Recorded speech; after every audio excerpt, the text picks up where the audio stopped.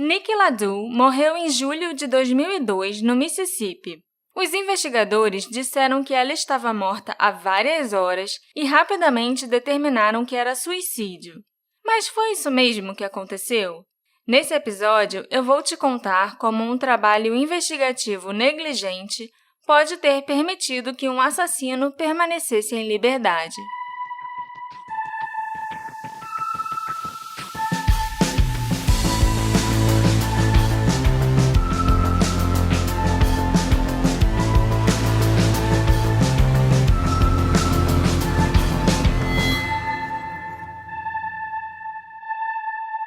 Olá, assistentes! Bem-vindos a um episódio muito especial e diferente do Detetive do Sofá. Eu sou a Marcela e hoje nós vamos falar de um caso que oficialmente já foi solucionado. Mas ele é tão absurdo que eu tive que fazer um episódio a respeito. E também é especial porque, como vocês sabem, eu sempre procuro conversar com amigos e familiares da vítima, ou com investigadores que trabalharam no caso. E pela primeira vez, vocês vão escutar trechos da entrevista que eu fiz por telefone com a Bonnie LaDue, a mãe da Nikki LaDue, assunto do episódio 29 do Detetive do Sofá. Tá animada, Alexandre? Olá, Marcela. Vamos ver se esse episódio vai ficar tão bom quanto tá na minha cabeça. A gente tem mesmo muito trabalho pela frente e sempre que a gente inserir a fala da Bonnie, eu vou mais ou menos aparecer depois traduzindo o que ela disse para todo mundo poder entender o que ela falou. Hi, Marcella. Hi, Alex. Deixa eu começar do jeito tradicional, contando para vocês quem era a Nikki LaDue, o que aconteceu com ela e por que eu considero esse caso como não solucionado. A Nikki era uma mulher muito bonita e jovem, de 30 anos, que tinha uma personalidade muito descontraída, alegre e vivia no momento.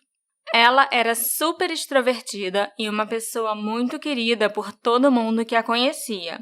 A Nikki também tinha um filhinho de 5 anos, chamado Zack, que era o amor da vida dela. E segundo todos os relatos, ela era uma mãe incrível que fazia qualquer coisa pelo bem-estar do filho. A Nikki foi fazer faculdade em Buffalo depois de terminar a escola. Ela queria estudar justiça criminal. Mas, depois de 3 meses, ela largou a faculdade porque ficar numa sala de aula não era a praia dela. Depois de largar a faculdade, ela encontrou um emprego e continuou em Buffalo por algum tempo.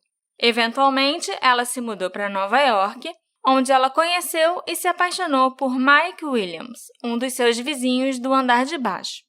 Em 92, foi legalizada a abertura de cassinos por tribos indígenas nativo-americanas no estado do Mississippi.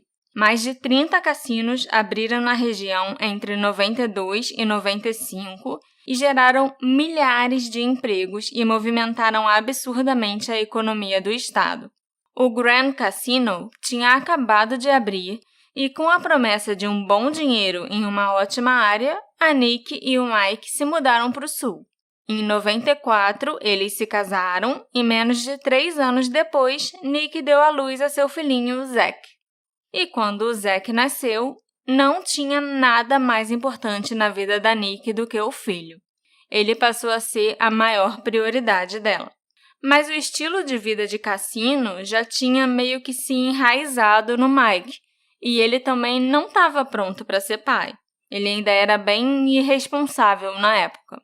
O casal acabou se divorciando em 99. A Nikki ficou arrasada e a separação foi muito difícil, mas eles permaneceram próximos, afinal eles ainda trabalhavam no mesmo lugar e tinham um filho juntos. A Nikki e o Mike costumavam se ver também em situações sociais e eram bem amigáveis. Eles ainda tinham um grande grupo de amigos em comum. Não existia nenhuma indicação que houvesse algum rancor entre eles. O Mike tinha seus problemas, sim, principalmente em relação à responsabilidade, mas ele também era muito amigo e atencioso. Então, um homem chamado Phil January entrou em cena e as coisas começaram a mudar. A relação de Nikki e Mike foi afetada, assim como as amizades da Nikki. Na verdade, tudo se deteriorou depois que o filho da mãe do Phil entrou na vida da Nikki. Assim que o relacionamento começou, o Phil se propôs a isolar a Nick de todo mundo. Ele tinha que ser o único dono dela, e ele foi bem-sucedido. A Nick tinha muitos amigos, mas depois de começar a namorar o Phil, ela não tinha mais permissão para socializar com eles. Mas vamos voltar para o início da história da Nick e do Phil, quando ela achou que tinha encontrado o homem dos sonhos, o príncipe de cavalo branco, alguém que ia ser uma figura paterna para o Zack e com quem ela ia envelhecer junto. Tipo, eu e você, meu amor, nós vamos envelhecer juntinhos. Fazendo podcast. Fazendo podcast. O Phil era segurança no Grand Casino e a Nick, como dealer da mesa de blackjack, de vez em quando tinha que lidar com alguns jogadores indisciplinados e, quando isso acontecia, ela chamava segurança. Foi assim que ela e o Phil se conheceram.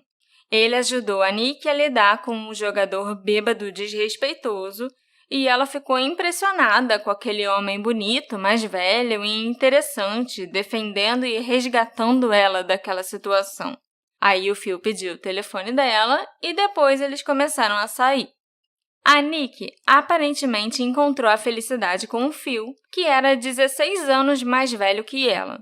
E menos de 8 meses depois, eles se casaram em Fort Lauderdale, na Flórida, na presença dos pais e familiares da Nick. Foi quando o Phil e a Nick viajaram para a Flórida para se casar que os pais da Nick conheceram o noivo da filha.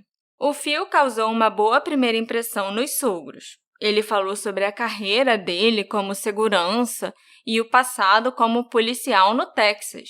Ele contou até que já tinha trabalhado na SWAT. Mas a Bonnie, a mãe da Nick, ficou preocupada com a filha. Ela achou que a Nick se envolveu e se casou rápido demais.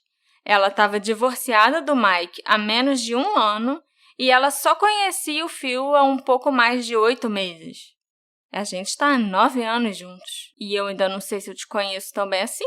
Essa preocupação não passa perto de você e da sua mãe. Não. Com certeza não. A Bonnie tinha razão em ficar preocupada. Nem tudo eram flores naquele relacionamento. No dia que a Nick e o Phil chegaram na Flórida, para se casar, eles disseram que tinham mais notícias. I remember when they came to South Florida to get married in August of 2000. He had been fired from that job just days before, and I know you've read all this, for assaulting one of the clients. Nikki said to me when they came to Florida that, that was a real fly in the ointment for starting their marriage, but that she was sure that Frank would get him reinstated. A Bonnie se lembra do dia que eles chegaram no sul da Flórida para se casarem. O Phil tinha sido demitido do trabalho alguns dias antes, provavelmente por ter agredido uma cliente. A Nick chegou a dizer que aquilo era um balde de água fria para o início de um casamento, mas ela tinha certeza que ele ia conseguir o emprego de volta. A história oficial é que o Phil foi demitido do Grand Casino porque ele tinha agredido uma mulher bêbada que cuspiu no rosto dele quando ele estava tentando controlá-la. Existem outras versões que envolvem violência e abuso sexual, mas como são só rumores, eu não vou entrar em detalhes. Eu acho que vocês vão concordar comigo e até com a própria Nick que esse não é um bom jeito de começar a vida de casados. A Nick e a mãe dela, a Bonnie, eram muito próximas e a Bonnie sentiu que tinha algo estranho com a filha no dia do casamento. Na verdade, ela teve certeza que a Nick estava fazendo uma coisa que ela não queria fazer. Se a Nick tivesse seguido os seus instintos e respeitado a própria vontade, com certeza os próximos 2 anos da vida dela teriam sido bem diferentes. E talvez ela ainda estivesse aqui. Mas é claro que a gente não sabe se, antes mesmo do casamento, ela já estava sendo ameaçada ou coagida de alguma forma. O inferno pessoal da Nick começou. O casamento com o Phil não foi nada fácil. Ela claramente se encontrou no meio de uma relação abusiva.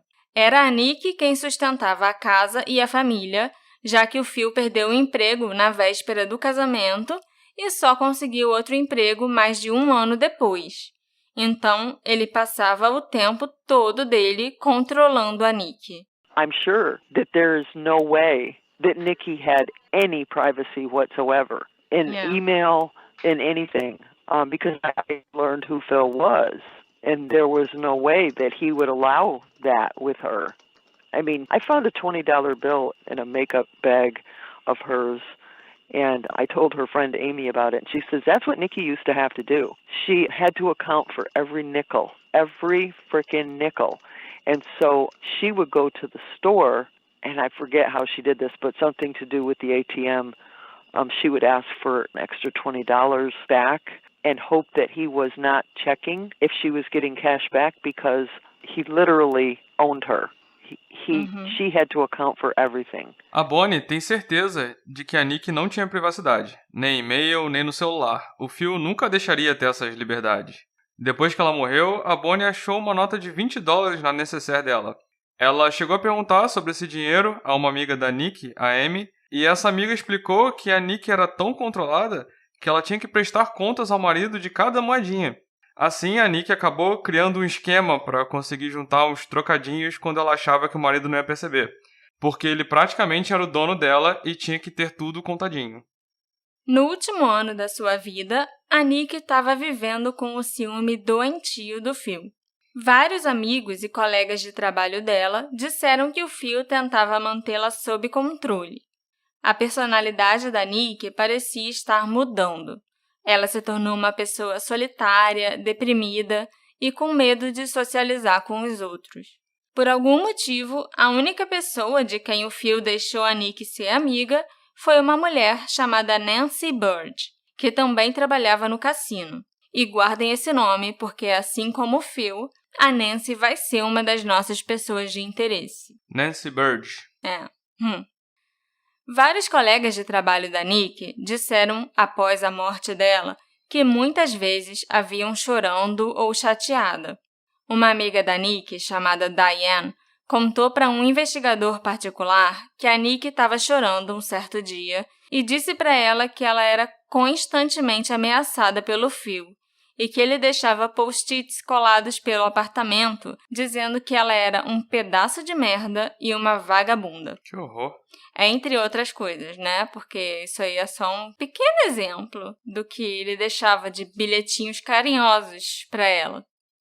Eu vivo deixando bilhetinhos carinhosos pra você, amor. Assim não. Não, carinhosos de verdade. Não carinhosos fazendo aspas com os dedinhos, que nem eu fiz agora. Além do próprio Phil, é claro, só teve uma pessoa que disse que a Nikki e o Phil tinham um relacionamento maravilhoso e invejável. A Nancy Bird. A única amizade que o Phil aprovava para Nikki. Ao mesmo tempo em que enfrentava todos esses problemas no casamento e vivia um inferno com o marido, a Nikki estava lutando com seus próprios demônios. Ela era viciada em analgésicos e sempre conseguiu esconder bem isso dos seus familiares e até do Phil por um bom tempo.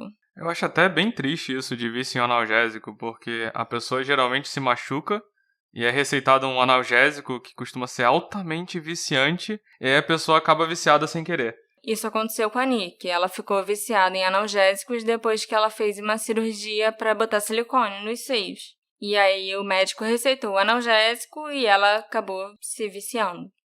Foi no feriado de Ação de Graças, em novembro de 2001, que a família da Nikki a viu viva pela última vez. A Bonnie ficou bem preocupada porque ela achou que a Nikki estava muito magra e abatida. Foi também durante esse feriado que a Bonnie começou a suspeitar que a filha tinha um vício. Nikki e uma de suas irmãs armaram para que a Nikki surpreendesse a mãe chegando um dia antes do esperado. Quando a Bonnie abriu a porta, a Nikki se jogou em cima dela e as duas caíram no chão. A Bonnie quebrou algumas costelas e aí foram prescritos analgésicos. Naquela semana, a Nikki reclamou de uma dor de dente e perguntou se podia tomar um dos comprimidos da mãe, que disse que sim. Mais tarde, a Nikki pediu mais um comprimido. Quando ela foi embora, o frasco de comprimidos sumiu. A Bonnie ligou e perguntou por que ela levou os comprimidos dela, deixou ainda a mãe com dor em casa com as costelas quebradas. Mas a Nikki negou e a Bonnie acabou deixando para lá. Em abril de 2002, cerca de 3 meses antes da morte da Nikki, a Bonnie recebeu o que ela chama de telefonema do inferno. A Nick ligou para casa e estava completamente histérica.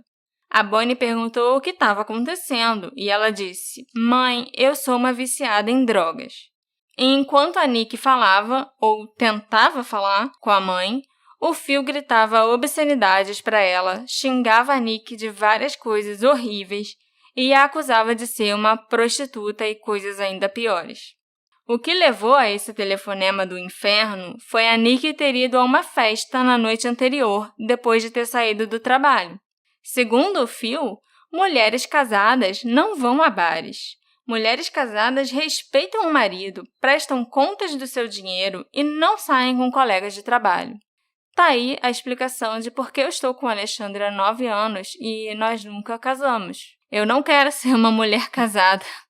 Pelo menos não nos termos do Phil. Imediatamente você tá devendo, né? Exatamente. Tá doido? Na noite em questão, o Phil ficou sabendo que a Nick tinha saído com os colegas para ir a um bar. Ele mandou ela voltar para casa imediatamente, mas a Nick não voltou. Ela já estava começando a se rebelar contra ele. E já passava das 6 horas da manhã, quando o Phil deixou o Zack, de 5 anos, sozinho no apartamento e foi atrás da Nick. Ele chegou no bar, ela estava se despedindo dos amigos e a coisa ficou bem feia. O Phil começou um escândalo, puxou a Nick violentamente pelo braço e a arrastou até o carro. Todo mundo ficou com medo por ela. A Nancy, que estava junto com o grupo, seguiu a Nick e o Phil até em casa no carro da Nick para levar o carro, e se certificar também que a Nick ficaria bem. Aparentemente, as coisas escalonaram depois que eles chegaram em casa. O Phil fez a Nick admitir que era viciada em cocaína e várias outras drogas, o que não era verdade. E ele também obrigou a Nick a ligar para a casa dos pais e dizer que ela era uma viciada, enquanto ele a xingava ao fundo. É o telefonema do inferno. She was forced. She was forced to make that call. I mean, she told me he made her call. A Nick foi forçada a fazer aquela ligação. Depois que a Nick terminou de falar, a Bonnie pediu para ela passar o telefone para o Phil. Ela mandou ele levar a Nick para uma clínica de reabilitação e disse que ela e o marido pagariam por todas as despesas. Mas o Phil disse para ela que eles não precisavam de nada daquilo.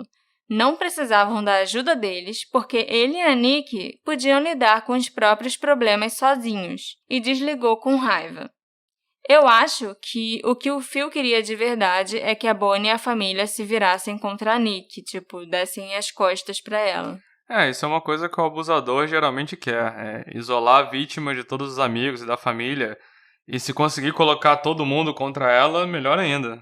Nunca foi a intenção dele ajudar, a esposa. Ele queria mesmo fazer ela se humilhar com os pais. He called me a couple of weeks after that phone call and suggested to me that she was prostituting herself for money, for drugs. And he asked me, is that a possibility in your mind? I go, no, of course how the hell would I know? O Phil ainda ligou para Bonnie algumas semanas depois, falando que a Nick poderia estar se prostituindo para conseguir as drogas. E ainda perguntou para Bonnie o que ela achava, se era mesmo uma possibilidade. I don't live near her. I don't see her in real life anymore. So my natural thing to say is, no, she would never do that. But, and then I look back on it and I think, he put me in such a position. A Bonnie respondeu que não, claro que não. Mas ela não morava perto, nem tinha tanto contato assim, então foi uma resposta natural. Mas que no fundo, a Bonnie acha que essa ligação seria só pra deixar ela chocada. Pra mim, isso só comprova que a intenção do Phil nunca foi uma preocupação legítima com a Nick, sabe? Era só realmente pra perturbar e causar conflito na família. O que ele esperava que a Bonnie ia responder pra ele? Sim, você tem razão. Eu acho que minha filha poderia fazer isso, né? O que a gente faz agora? Mesmo que isso fosse verdade, não ia ajudar nada a contar pra mãe essas coisas, sabe? Com certeza. Em maio de 2002, o Phil viajou para uma entrevista e acabou conseguindo um emprego no Boomtown Casino, na Louisiana. A Nick não ficou nem um pouco animada com a ideia de mudar lá para Louisiana. Em meados de julho, o Phil ia começar a trabalhar no Boomtown Casino enquanto a Nick se encarregava de arrumar as coisas para a mudança da família. O casal ficaria separado por cerca de 2 semanas. A Nick e o Zack foram com o Phil conhecer o novo lugar onde eles iam morar e ficaram lá por 3 dias. Depois, eles voltaram para casa, mas não sem antes o Phil confiscar o celular da Nick. Eita. Ela e o Zack passaram as noites seguintes na casa da Nancy. A Nick não queria ficar sozinha com o Zack no apartamento deles e parecia estar com medo de alguma coisa. Com razão. Sozinha e sem telefone, pelo jeito, né? Sem celular, né? Na casa ela tinha um telefone fixo, pelo menos. Ah, tá. E agora, nós vamos começar a falar do dia anterior à morte da Nick e como ela foi encontrada. Os planos da Nick para aquele final de semana pareciam ser bem simples. No sábado, ela passou o dia arrumando as coisas para a mudança. No domingo, ela ia deixar o Zack com uma babá para poder encaixotar várias outras coisas. Na segunda, de manhã cedo, o Phil ia chegar com um caminhão de mudança alugado. A Nancy também ia aparecer para ajudá-los a carregar o caminhão. O Phil, então, voltaria para Louisiana com a mudança. E na terça-feira de manhã, a Nick, o Zack e a Nancy viajariam para a Flórida para visitar a família da Nick antes da grande mudança. E no outro final de semana, os 3 voltariam para a casa da Nancy para deixá-la em casa e a Nick e o Zack iriam para Louisiana. Pelo menos esses eram os planos oficiais. O sábado realmente transcorreu normalmente como planejado. A Nick e o Zack dormiram na casa da Nancy. Domingo, por volta do meio-dia, a Nick deixou o Zack na casa de sua amiga Angélia, que geralmente ficava de babá quando a Nick precisava. Ela disse para Angélia que precisava empacotar coisas da cozinha e do quarto do Zack e era melhor ele ficar fora de casa para isso. Mas não foi encaixotando as coisas que a Nick passou o domingo dela, não. Ela, na verdade, saiu com um amigo chamado Eric Hunziker. O Eric contou que a Nick o pegou por volta de 1 da tarde e eles dirigiram ouvindo CDs. Depois de um tempo, ela disse para ele que tinha que ir para casa. Os 2 foram para a casa da Nick, onde o Eric viu as caixas de mudança por todo o lugar. Depois de passar um curto período na casa dela, os 2 saíram novamente e foram para um bar local chamado Sugar Mill. De acordo com o Eric, eles ficaram conversando por algumas horas e Nick tomou uma cerveja e um drink. A essa altura, o Eric era só um amigo ou tinha alguma coisa a mais? A Bonnie chama esse dia que a Nick passou com o Eric de encontro. Então, eu chutaria que tinha algo a mais, sim. Inclusive, eu espero que tivesse algo a mais. Espero muito que tivesse rolado de tudo naquele encontro, porque o filme merecia levar muitos chifres. Eu concordo. Depois disso, a Nick e o Eric fizeram uma parada rápida no apartamento dele para encontrar alguns amigos. E, em seguida, passaram algumas horas num bar de esportes. Por volta das 7h30 da noite, a Nick disse que precisava fazer uma ligação. O Eric ofereceu o celular dele para ela usar, mas ela recusou e preferiu usar o telefone público. Quando ela voltou, o Eric disse que ela estava muito nervosa e disse para ele que precisava ir embora. Não se sabe para onde ela foi e o que ela fez entre 8 horas e 10h30 da noite, mais ou menos, que foi o horário que ela chegou na casa da Angélia para buscar o Zack. A Nick se desculpou com a Angélia por se atrasar e chegar tão tarde para pegar o filho. A Angélia disse que não tinha problema, que não era incômodo nenhum. As 2 ficaram conversando por cerca de 20 minutos sobre o que o Zack fez naquele dia. Aí a Nick foi embora com o Zack umas 11 horas e tudo parecia normal. Entre 11 horas e 1h40 da manhã, já na segunda-feira, ela e o Phil ligaram um para o outro 27 vezes. Nossa! Eu acho que eu não te liguei 27 vezes até hoje. Isso pode ser verdade. Nós não somos tão estranhos não, assim. Não, mas 27... Mas essas ligações foram atendidas ou não foram atendidas? Sim, eles se falaram em 27 ligações. O Phil já tinha passado o dia inteiro ligando para Nick para tentar descobrir onde ela estava. Ele ligou para o apartamento dela, ligou para a casa da Nancy, para o trabalho da Nancy, isso tudo atrás da Nikki. É isso que dá você ser um babaca e confiscar o celular da sua mulher. Depois, você fica igual um doido sem conseguir falar com ela e sem poder perguntar onde ela tá e o que ela tá fazendo, seu otário. Criou a oportunidade. Então, quando a Nikki chegou em casa, ela teve que aturar o fio no telefone fixo. E aturar provavelmente os chiliques dele e algumas discussões sobre onde ela passou o dia e com quem ela esteve. A Nikki também ligou para o Eric logo depois de 1 da manhã e, segundo o Eric, ela disse que o marido dela não podia descobrir que os dois saíram juntos e caso o Phil ou qualquer outra pessoa perguntasse sobre ele e Nikki, era para o Eric negar até que ele a conhecia. O Eric disse que ela parecia muito nervosa, então ele concordou e eles desligaram o telefone.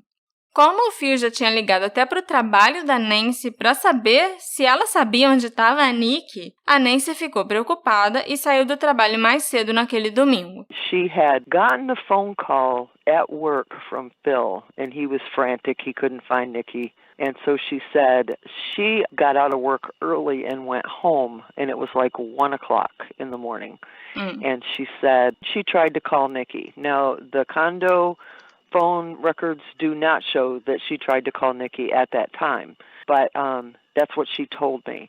And that Nikki didn't answer. O Phil ligou surtado pra Nancy, porque ele não conseguia achar a Nikki. Aí a Nancy saiu cedo do trabalho, próximo de 1 da manhã, tentou ligar pra casa da Nikki, porém os registros telefônicos não mostram essas ligações que ela diz ter feito. Quando ela chegou em casa, viu que o carro da Nikki não estava estacionado na casa dela e achou estranho, porque a Nikki tinha passado todas as noites das últimas 2 semanas lá.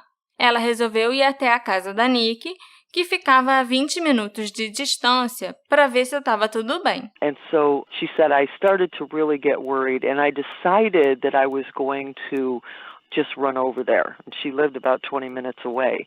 And so she said, I got in my car and I drove, I don't know how far, a block or two, when I decided that I was too tired to go over there. And so I just turned around and came back home. A Nancy disse que começou a ficar preocupada e que decidiu ir até o apartamento da Nikki. Ela morava a 20 minutos de distância, então pegou o carro e dirigiu por alguns quarteirões. Aí ela mudou de ideia, percebeu que estava muito cansada e resolveu voltar para casa.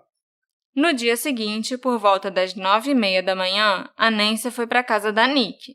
O estranho aqui é que elas até tinham combinado da Nancy aparecer na segunda para ajudar na mudança, mas a Nancy não falava com a Nikki desde domingo de manhã. Yeah, you don't call her and say, hey, I'm ready to come over, you got the coffee pot on, you know, ready to rock and roll?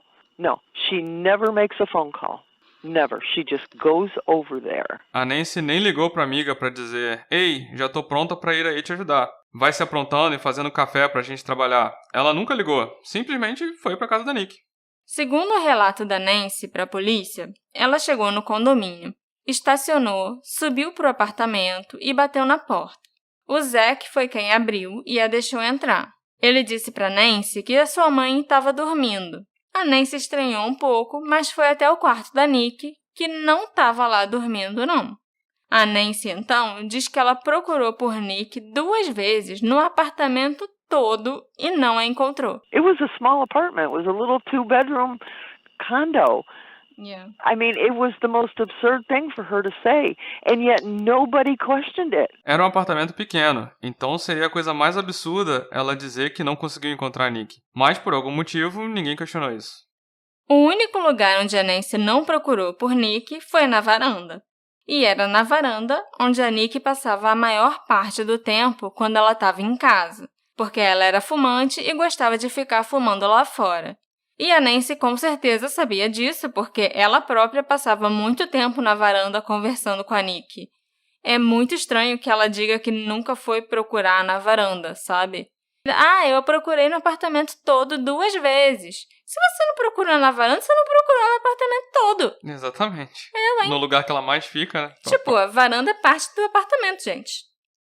Depois de procurar, a Nancy foi até a janela do apartamento e viu que o Phil e o filho dele, o Matt, de 21 anos, tinham chegado no condomínio e estavam estacionando o caminhão de mudança.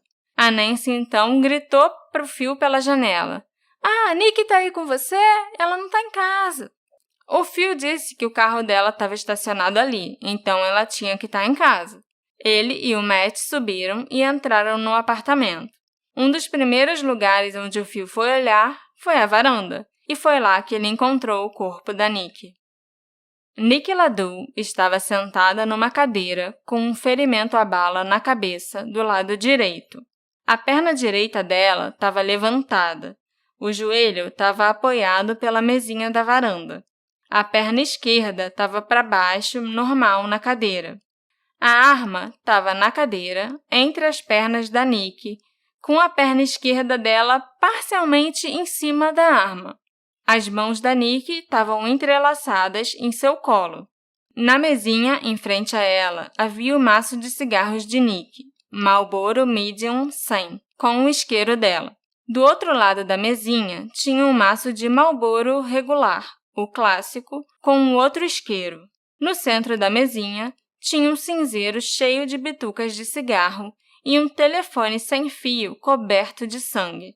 Também havia uma capinha que nós vamos discutir mais para frente. O investigador disse que era uma capa da câmera dele. O Phil disse que era o coldre da arma.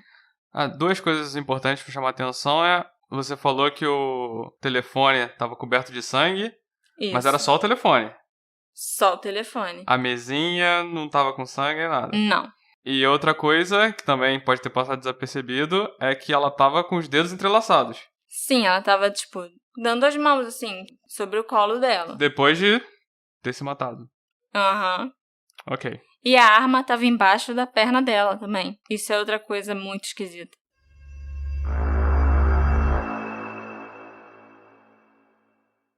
Olá, aqui é o Alexandre do futuro.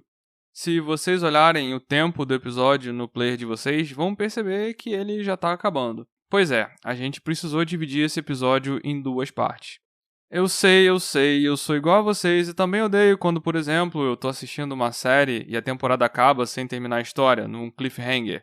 Ou quando eu tô vendo um TikTok que acaba com continua na parte 2 e que parte 2? Ela nunca aparece a parte 2. Mas o nosso episódio do caso da Nick LaDue ficou muito grande. A Marcela tá há semanas pesquisando esse caso, o roteiro ficou gigante, foram 30 páginas, e a gente ainda teve a ideia de gravar a entrevista que a Marcela fez com a mãe da Nick e inserir trechos ao longo do episódio. Mas eu espero que esse toque a mais sirva para apresentar para vocês a Bonnie, a mãe da Nick, que vocês tenham uma noção do que ela passa tentando trazer uma luz para o caso da filha, que atualmente é um caso encerrado de suicídio. Eu espero que até quem não tenha domínio do inglês consiga pelo menos ouvir a voz da Bonnie e poder se identificar com ela. Vocês podem ter reparado que eu não fiz uma tradução simultânea, mas se eu simplesmente repetisse tudo que ela fala traduzindo, eu acho que ia atrapalhar o ritmo do programa. Mas eu acho que ficou bom assim. Essa primeira parte é algo que eu e a Marcela nos orgulhamos muito, e eu espero que vocês também tenham gostado e estejam ansiosos para ouvir o final. A gente não vai esperar até quinta-feira que vem para postar, vai postar o final do caso assim que ficar pronto. Ou seja, depende só de eu terminar a edição. Por falar nisso, como que a gente vai dividir os episódios? Parte 1 e parte 2, 29A e 29B, 29I e 29II? Não sei. O que vocês acham? Apareçam lá no Instagram para dar sua opinião e cobrar o final do caso da Nick, que agora só depende de mim.